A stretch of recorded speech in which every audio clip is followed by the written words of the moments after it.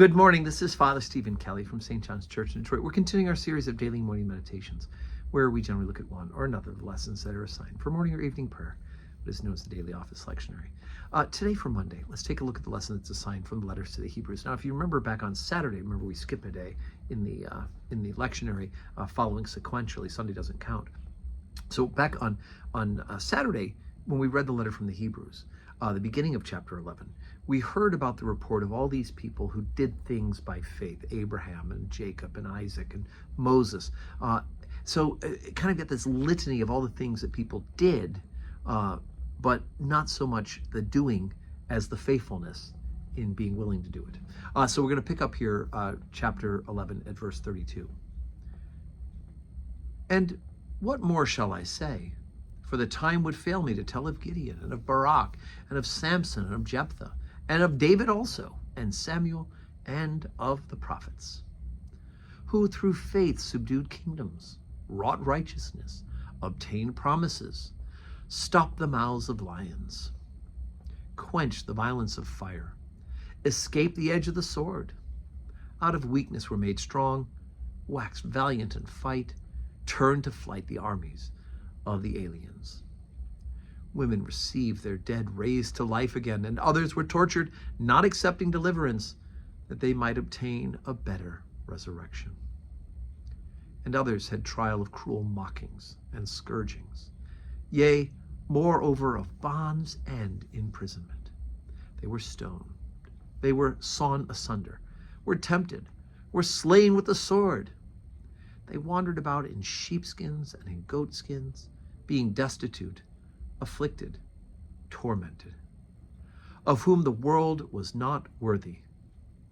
They wandered in deserts and in mountains and in dens and caves of the earth. And these all, having obtained a good report through faith, receive not the promise, God having provided some better thing for us, that they without us should not be made perfect. So here, Paul's just piling this all on, or I'm sorry, not Paul, the author of the letter to the Hebrews, we're not sure who that is. The author of this letter he just goes on through the litany after all the hard things that these other people did. Now he's adding to all the bad things that happened to people who persevered because of faith, right? And the good stuff they did by faith, like subduing kingdoms and wrought righteousness and obtaining promises and stopping the mouths of lions, right? We know that David killed a lion with his bare hands.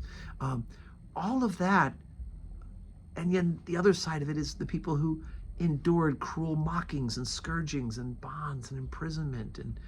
And we even hear about those who received their children back to life again. We're thinking of Elijah and Elijah, right?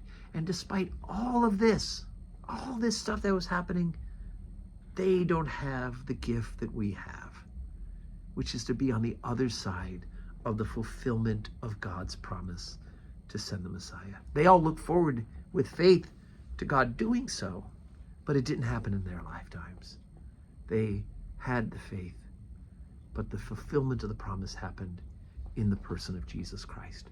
And we, by grace, being on this side of the cross, an empty grave, us being on this side of the manger in Bethlehem, the cross and the empty grave, we've obtained an even better gift, because we have seen the fulfillment of the promise of God to send a Messiah, and that Messiah is Jesus Christ. So today's Monday. We do have 12:15 Holy Communion today. I do hope you can join us in church. If not, join us on the live stream. But either way, I hope that you have a Monday that is full of blessings.